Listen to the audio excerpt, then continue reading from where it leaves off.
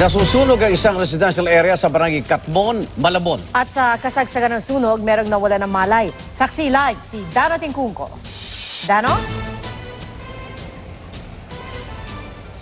Igan Pia, kahit humupa na ang apoy sa maraming bahagi, nakataas pa rin ang Task Force Bravo sa sunog dito sa Katmon, Malabon.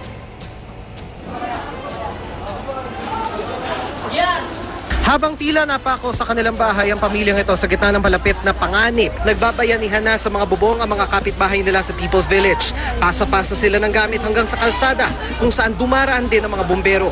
Mabilis kumalat ang apoy, kaya isang oras pa lang ay itinaas na sa Task Force Alpha ang alarma. Ibig sabihin, kailangan ng rumesponde ng mga bumbero at volunteer mula sa mga karatig syudad.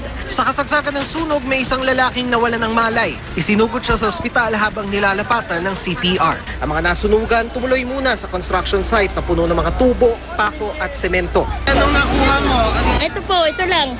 Yan. Wala na pong iba. Basta malis na kami, inuna ko yung anak ko eh. Okay lang masunugan, basta buhay kami lahat!